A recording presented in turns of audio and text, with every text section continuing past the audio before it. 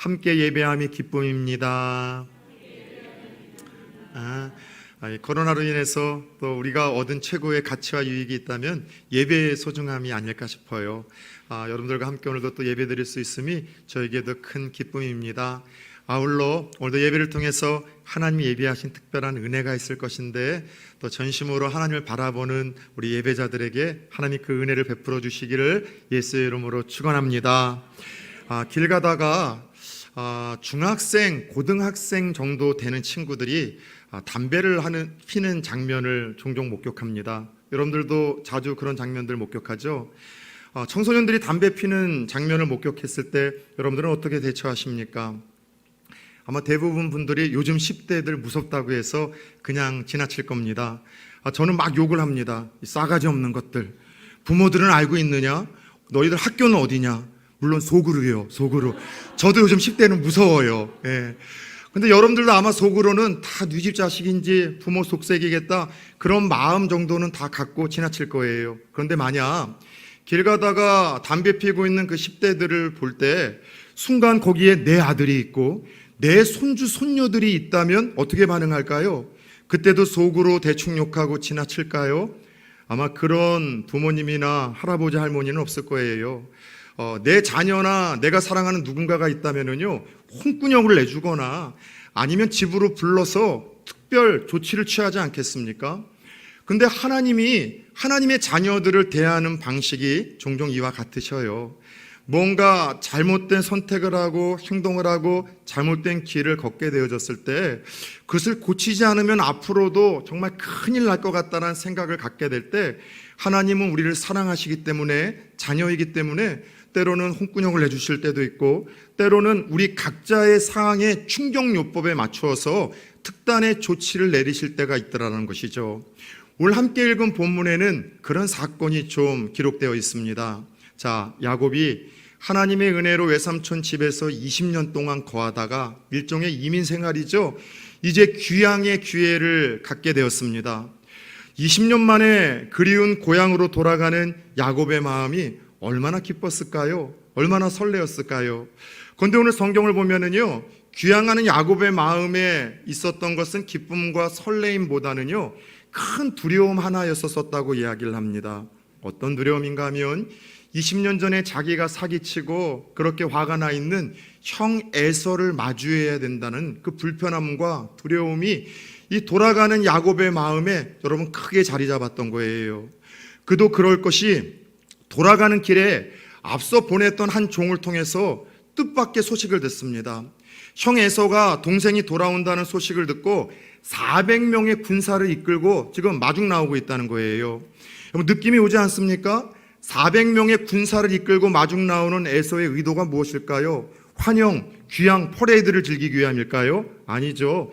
20년 동안 복수의 칼날을 갈고 있다가 그 분노가 아직도 식지 않고 잘 됐다 싶어서 야곱의 일가를 몰살시키려는 그 마음으로 달려오고 있었던 거예요. 이 소식을 들었던 야곱의 마음은요 어땠는지 오늘 함께 읽진 않았지만 같은 창세기 32장 우리 7절에는 이렇게 야곱의 마음을 표현합니다. 같이 한번 읽어볼까요? 야곱이 심히 두렵고 답답하여 아멘. 여기까지 따라서 해봅시다. 심히 두렵고 답답할 때 오늘 말씀의 제목입니다. 귀향하는 야곱의 마음은요 심히 두렵고 심히 답답한 상황이었다라고 그렇게 서술하고 있습니다. 여러분 살다 보면 이러한 심정과 마음 우리도 종종 경험할 때 있지 않습니까? 신앙이 있어요. 하나님 믿습니다. 그러나 뜻밖의 상황에서 때로는 내가 인지하는 사건 앞에서 때로는 내가 왜 그런지도 모르는 상태에서 막 심히 두렵고 답답해질 때가 우리에게 있습니다. 코로나를 통해서 자꾸 마음의 병을 호소하는 이들이 많아졌습니다. 공황장애라고 하죠. 최근에도 여러분 제가 몇 젊은 친구들과 그런 상담을 했어요. 뭔가 이유가 없어요. 그냥 마음이 죽을 것 같고 이렇게 끝나버릴 것 같고 누군가 자기를 해할 것 같아서 이유도 없고 그냥 두렵고 불안한 마음으로 하루하루 살고 있다고 합니다. 어떤 한 분 지금 처한 상황이 얼마나 힘든지 36층의 누군가의 집을 방문했다가 순간 이런 생각을 했대요. 뛰어내려 버릴까? 여기서 뛰어내려 버리면 이제 모든 어려움이 다 사라지는데 예수 잘 믿는 분입니다. 어제 아주 일찍 여러분, 제가 어제는 저녁까지 좀 신방이 계속 있어서 아주 좀 일찍 나와서 교회를 지키고 있었었는데, 교회에 들어와서 누군가가 홀로 이런 시간에 기도하고 있는데 그분과 나눴던 잠깐 상담이 그런 얘기예요. 예수를 믿고 하나님 섬기지만 요즘에 너무 힘들어서 36층에서 뛰어내려가지고서 이 모든 두려움과 답답함을 끝내버릴까? 그런 생각을 가지고 살아왔다는 거예요. 오늘 우리 가운데에도 내가 알지 못하는 상황 속에서도 이런 마음을 갖고 있는 분들이 있을 것이고, 혹은 내 힘과 내가 가지고 있는 능력으로 도저히 해결할 수 없는 큰 문제 앞에서, 태산 같은 여러분 그 현실 앞에서 심히 두렵고 답답하여 이러지도 저러지도 못하는 야곱의 심정을 동일하게 가지신 분들, 예배 가운데 우리 성도님들 중에도 있을지 모르겠습니다. 중요한 것은 사람은 이처럼 심히 두렵고 답답해질 때 그 안에 꼭꼭 숨겨놓았던 본성이 드러나게 됩니다. 마치 구정물 통이 그렇잖아요. 가만히 있으면 그 찌꺼기들이 다 가라앉아서 물이 맑습니다. 그러나 여러분 한번 휘젓거나 발로 툭 차면은요, 그 밑바닥에 가라앉았었던 찌꺼기들이 온 물을 더럽히는 것처럼 여러분 모든 인생들이 그래요. 문제 없을 때는 다 괜찮아 보이는데 어떤 이런 심히 두렵고 답답한 상황에 처했을 때 그 사람의 숨겨진 그 본성이 드러날 때가 있더라는 것이죠. 믿음의 사람들은 제외일까요? 죄송하지만 천만의 말씀, 믿음의 사람들은 심히 두렵고 답답해질 때 그 사람이 숨겨놓았던 신앙의 진위 여부가 드러납니다.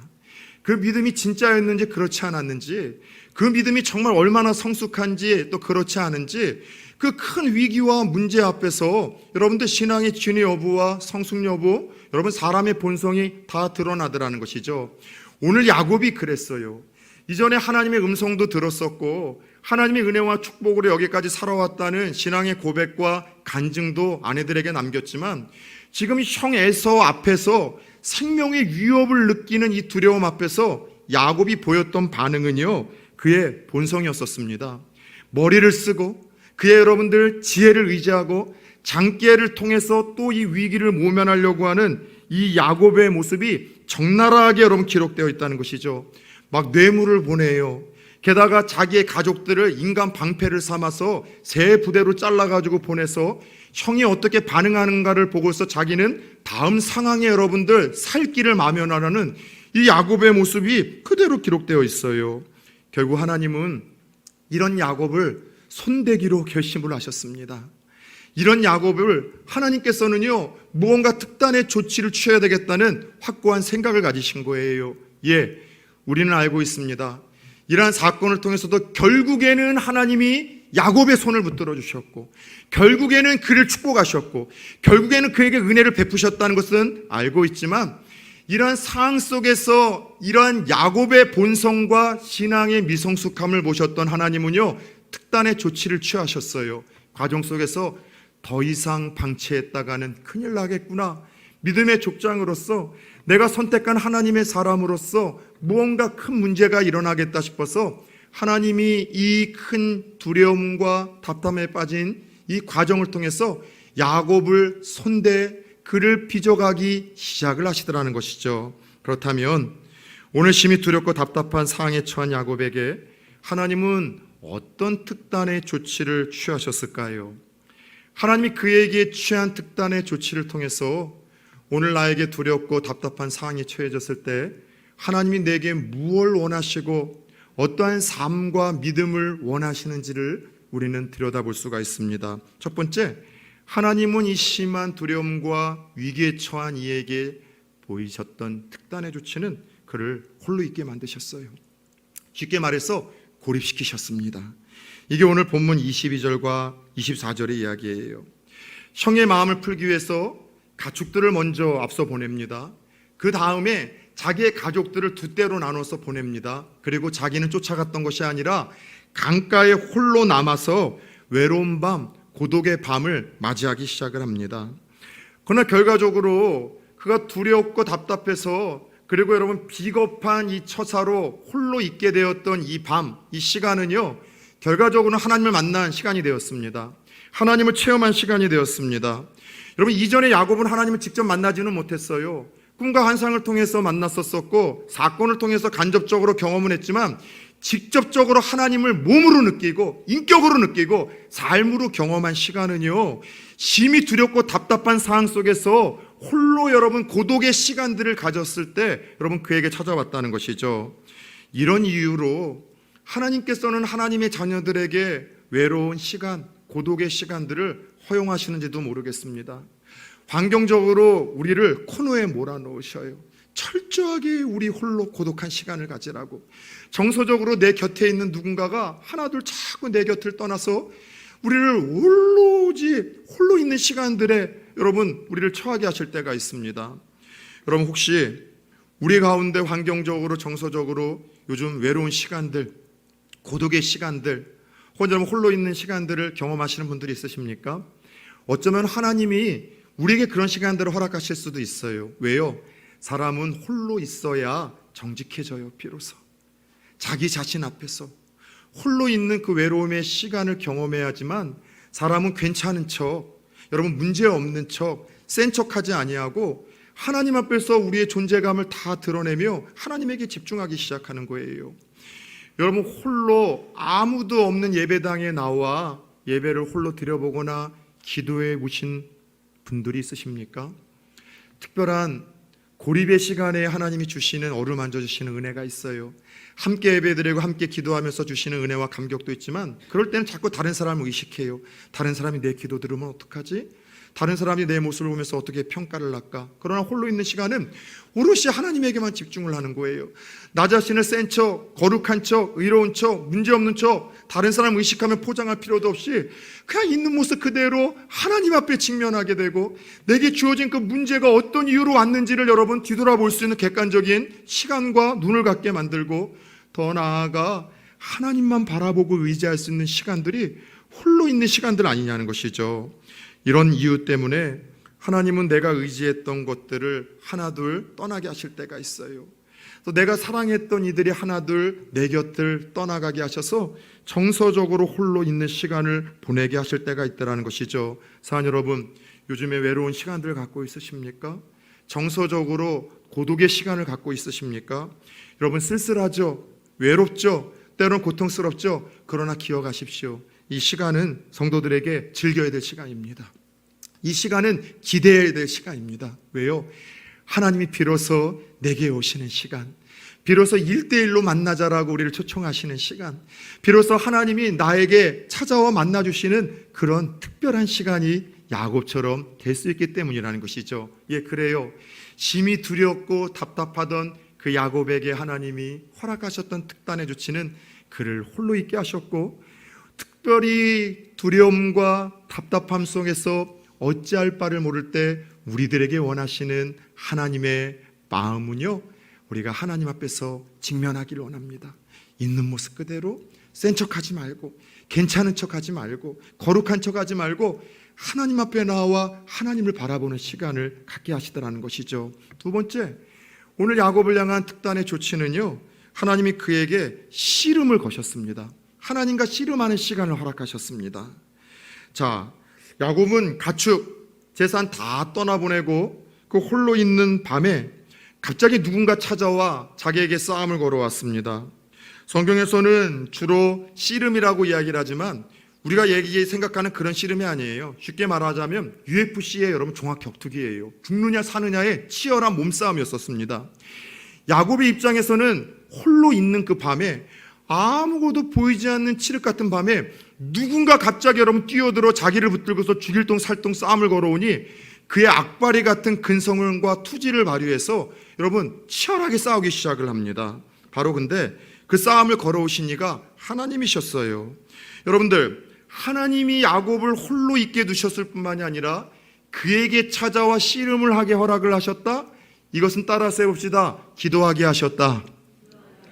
하나님이 야곱에게 씨름을 걸어오셨다는 것은, 씨름하는 시간을 주셨다는 것은 하나님이 야곱에게 기도할 수 있는 마음과 기회와 기도할 수 있는 여러분 그러한 은혜를 주셨다는 거예요. 여러분 그러죠?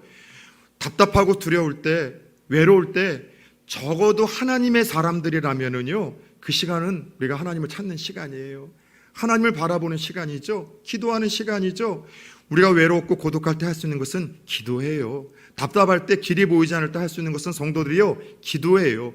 그것이 가장 지혜로운 방법이고 하나님이 우리들에게 원하시는 여러분 그분의 뜻이라는 것이죠.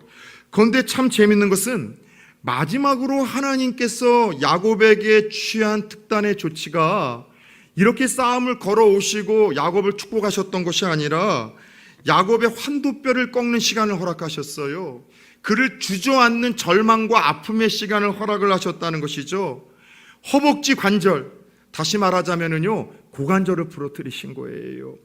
여러분, 저는 예전에도 수도 없이 본문을 마주했지만은 요번에는 이 본문을 마주하는 가운데 특별한 은혜가 있더라고요. 어떤 은혜냐? 야곱이 얼마나 아팠을까? 정확히 이제 1년이 되어 갑니다. 작년 6월 6일 날 제가 여러분 공차로 나갔다가 다리가 부러져서 여러분 이 무릎 관절 찢어져 가지고서 봉합 수술을 하지 않았습니까? 죄송하지만 수술하고 나서 2번의 MRI를 통해서 병원 갈 때마다 의사 선생님이 얼굴의 표정이 좀 어둡고 고개를 설렁설렁하면서 이렇게 이야기를 하시더라고요. 결국은 퇴행성 관절로 가고 있네요. 잘 봉합이 안 되고 결국은 퇴행성 관절로 가고 있다니까 마음이 막 불편한 거예요. 그러니 저는 뭘 더 어떻게 해야 되겠습니까? 재수술하지 않으려면 기도해야 되죠. 거기다가 알고 있는 것처럼 식단인데도 또 끊어져 가지고서 이거 마음으로 해야지 또 수술을 해야 되는데 마음이 답답한 거예요.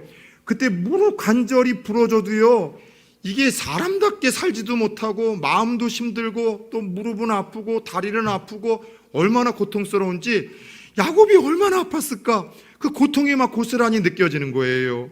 여러분, 근데 지금까지의 야곱의 일생을 보면은 하나님이 기도하게 하셨던 야곱의 다리를 꺾으셔야만 했던 그 이유가 무엇일까를 우리는 여러분 알게 됩니다.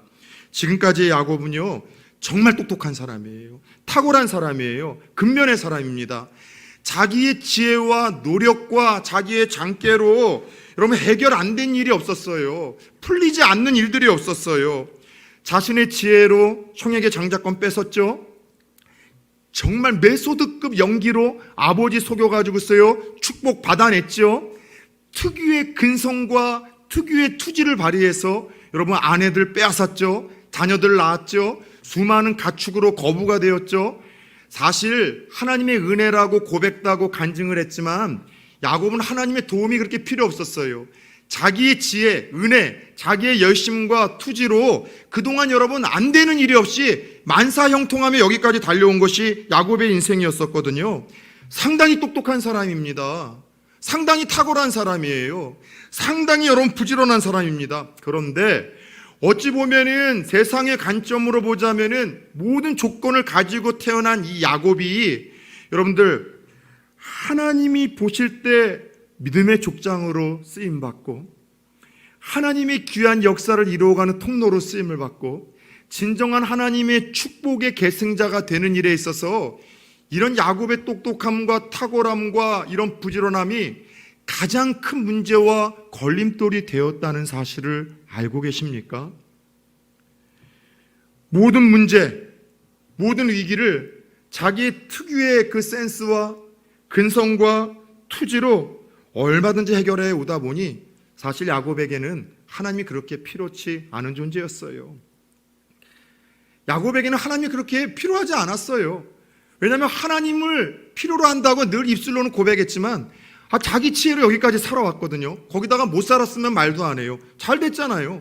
자기 머리로 자기 지혜로 자기 노력을 했는데 남들보다도 더 잘 됐고 하나님 의지하는 사람도 더 축복을 받았으니 그의 인생에서 하나님의 도움은 그다지 필요하지 않았어요. 여러분, 그런 의미에서 저는 성도들에게서 진정한 축복이 무엇인가를 한 번은 좀 정리하고 가야 될 필요가 있겠다는 생각을 가져요. 세상에선 똑똑한 지혜와 머리와 부지런함으로 여러분 내 노력으로 무언가를 다 성취하고 모든 문제를 해결하며 나아가는 것, 그게 축복이라고 할 수 있겠죠. 예, 저도 동의합니다. 그러나 성도들에게는요, 어쩌면 하나님 없이 잘 되는 거는요, 끝에 가서 진정한 축복이 아니라는 것을 제가 깨닫고 보게 될 때가 참 많아요.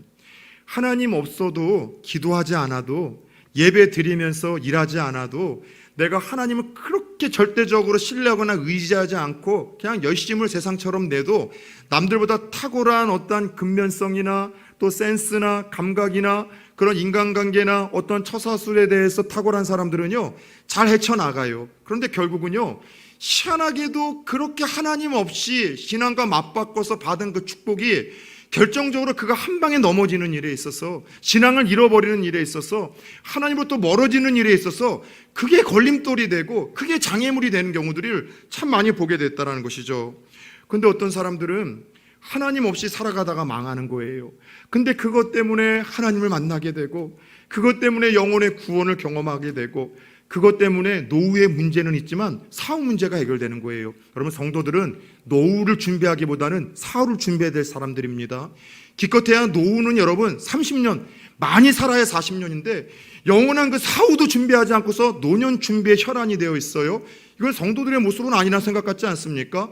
중요한 거는요, 노후의 준비는 안 됐지만은 망했기 때문에 오히려 사후의 준비를 하고 구원의 하나님을 만나며 살아가는 사람들이 있어요. 그런 의미에서 하나님 없이 잘 되는 거는요, 어느 정도 복이라는 이야기에는 저도 수긍을 하지만 그거 진짜 복 아니에요. 그것 때문에 여러분 하나님으로부터 멀어지거든. 결국 그것 때문에 여러분 결국은 한 방에 가는 일들이 있거든요. 여러분, 야곱은요 바로 지금까지 이렇게 살아왔는데 더 이상 이것 때문에 야곱을 방치해서는 안 되겠다는 하나님의 확신이 선 거였습니다.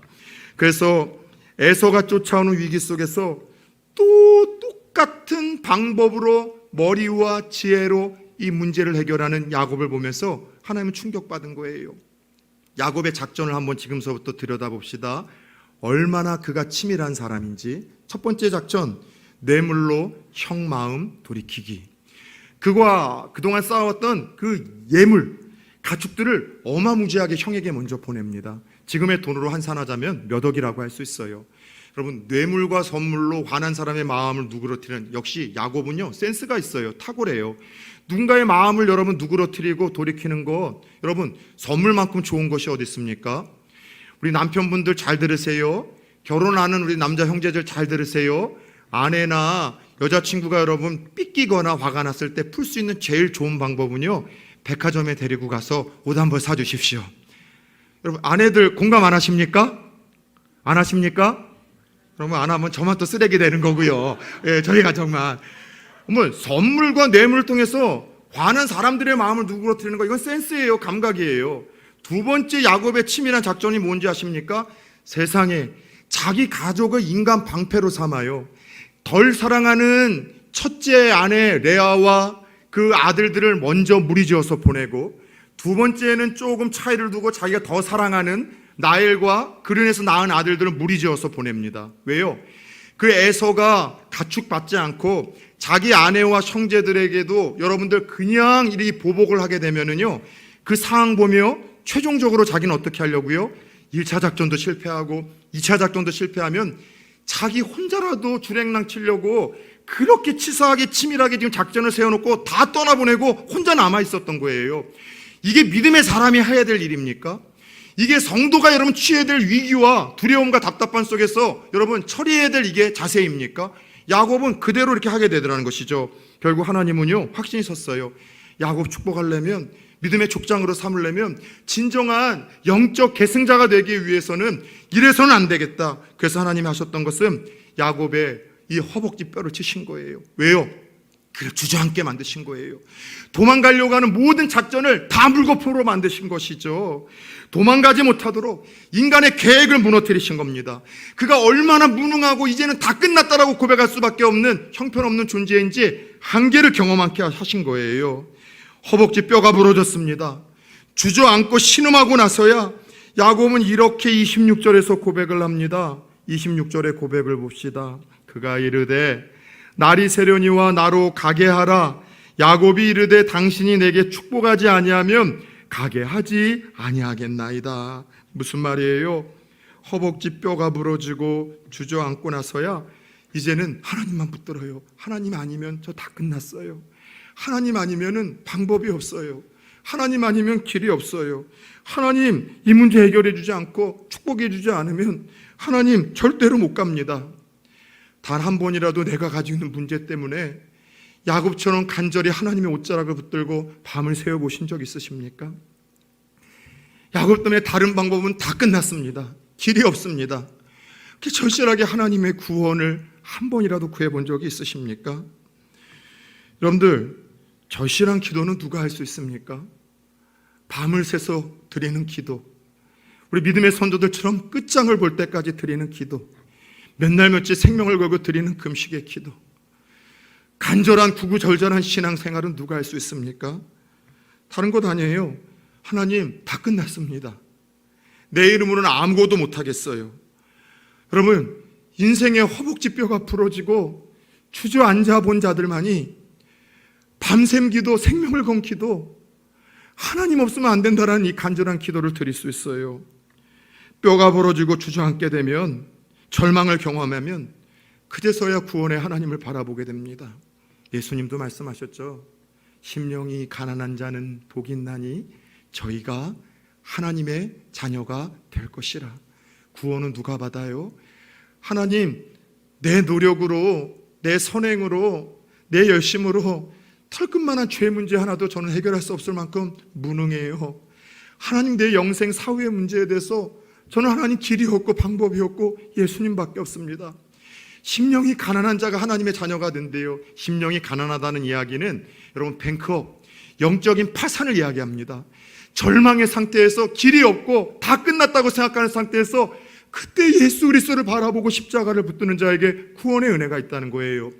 하나님 때때로 우리의 황도뼈를 치시는 이유, 허벅지뼈를 부러뜨리시는 이유, 철저히 주저앉게 하시는 이유가 이거라니까는요. 왜요? 마귀도 병들면 천사가 된다는 것 아십니까? 마귀도 실패하면 제가 목회를 통해서 경험하다 보니까는요, 천사가 되더군요.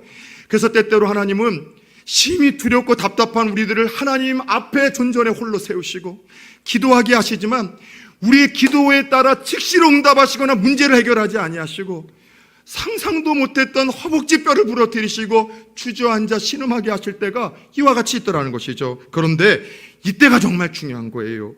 나는 두려움과 답답함 속에서 기도했지만 하나님이 응답하시기보다는 허벅지뼈를 부러뜨리시고 주저앉게 하실 때, 이때가 성도에겐 중요합니다. 하나님, 주저앉아야지만 주실 수 있는 은혜가 있군요. 뼈가 부러져야지만 내게 주시고자 하시는 더 중요한 것이 있군요. 주저앉아야지만 임하는 강력한 은혜가 있고, 뼈가 분질러져야지만 내가 얻을 수 있는 더 중요한 것이 있기에 이때 우리는 더 하나님의 옷자락을 붙들어야 된다는 것이죠. 사실 야곱이 허벅지뼈 부러져서 주저앉았는데 무슨 힘이 있어서 밤새 하나님의 옷자락을 붙들을 수 있겠습니까? 많은 목사님들이 이 본문을 가지고 야곱이 투지와 근성으로 하나님을 이겨먹었다, 그래서 우리도 하나님 앞에 떼쓰고 간절히 기도하면 응답해 주신다, 이렇게 해석을 합니다. 예, 맞아요. 그런데 이 싸움은요, 하나님이 져주신 싸움이에요. 야곱이 힘이 있어서 하나님을 끝까지 붙들었던 것이 아니라 그 아픈 손으로, 힘없는 손으로 매달리듯 붙들었던 그 연약한 손에 하나님이 붙들려 주신 사건이라는 것을 우리가 잊지 않으셨으면 좋겠어요. 이건 하나님이 붙들려 주신 거예요. 하나님이 져주신 거예요. 왜요? 하나님은 야곱이 그렇게 부러지고 주저앉아서 힘없는 손을 뻗어야지만 붙들려 주시기로 작정을 하셔서 그를 주저앉게 하셨던 것이거든요. 결국 야곱의 뼈가 부러진 것은 진정한 축복이었었어요. 야곱이 여러분 주저앉아 신음했었던 것은 야곱에게 진정한 은혜였었고 하나님의 사랑이었었습니다. 그리고 하나님께서는 비로소 그의 손에 붙들려 그의 손과 그의 문제를 해결해 주기 시작합니다. 첫 번째, 그의 이름을 바꿔주세요. 내 이름이 무엇이냐? 하나님이 야곱의 이름을 몰랐겠습니까? 야곱입니다. 빼앗는 자, 속이는 자, 남을 이기는 자, 자기의 머리로 살아내는 자. 하나님이 말씀하세요. 이제부터는 너 빼앗는 자, 속이는 자, 너를 의지하면서 사는 인생이 아니라 이스라엘로 내 이름을 바꾸거라. 이스라엘, 오늘 말씀에는 하나님을 이겼다라는 뜻이 있는데 이 이스라엘은 말의 뜻은요, 따라서 해봅시다. 하나님이 다스리신다. 이스라엘의 원뜻은 하나님이 다스리신다는 뜻이에요. 지금까지는 하나님을 믿는다고 이야기했지만 네 지혜와 네 머리로, 네 능력으로 살아왔지만 지금서부터는 내가 다스리는 인생이 되어라. 나를 주인 삼는 인생으로 살아라. 그런 인생이 되려고 하나님은 그의 이름을 그에게 바꿔주십니다. 더 나아가 그의 문제를 하나님은 해결해 주세요. 어떻게 해요?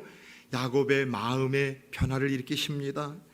날이 밝자 야곱은 쩔뚝쩔뚝 다리를 절며 형 에서에게로 걸어나갑니다. 그 놀라운 변화가 있어요.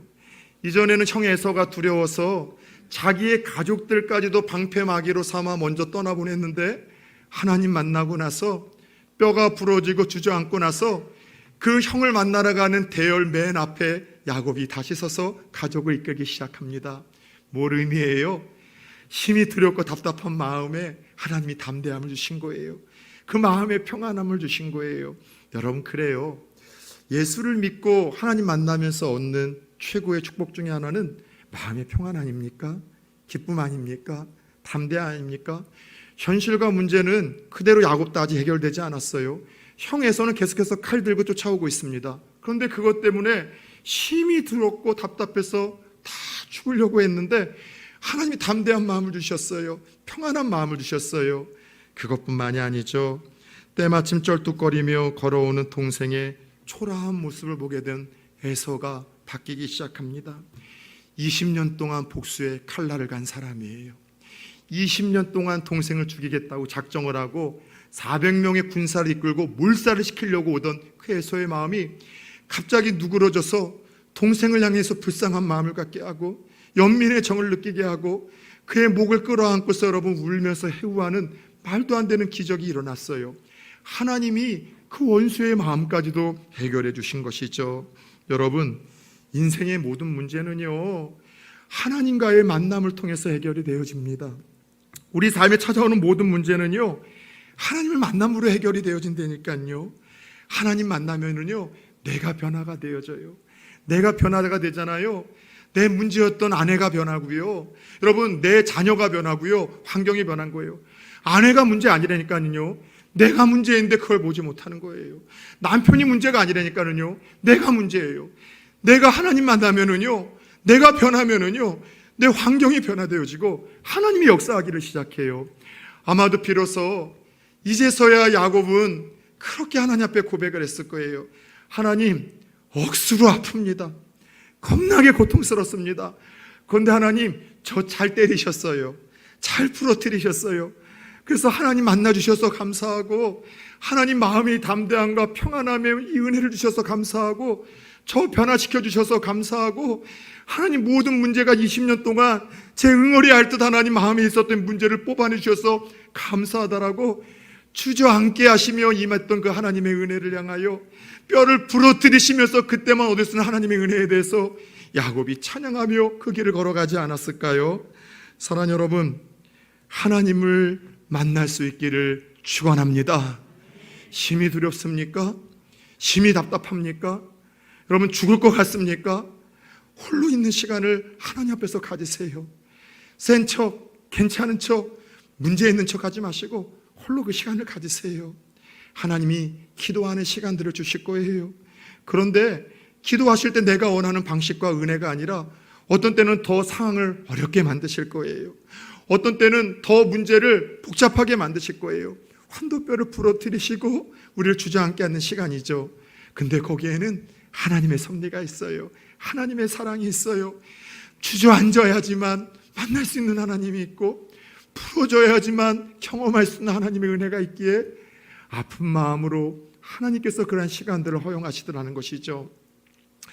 어제 좀 늦은 시간까지 아까 얘기한 것처럼 신방이 있었기 때문에 그렇게 여러분 일찍 나왔을 때 또 그분만이 아니라 또 다른 이제 또 전화를 또 받으면서 여러 가지 또 제가 권면을 들려줬어요.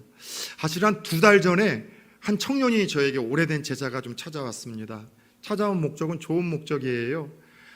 멀리서 온 친구들의 목적은 뭔가 문제가 있을 때 이제 캐스트 타고 오는데 좋은 목적으로 하나님이 자기의 삶에 너무나 큰 축복을 주셨는데 목사님 이야기하셨던 대로 이걸 좀 사회에 환원하고 싶고 기부하고 싶은데 어떻게 해야 될지를 좀 모르겠다는 거예요. 기독교 방식으로 좀 하고 싶은데 그래서 이제 찾아와서 이야기를 들려주며 자기 간증을 들려주더라고요.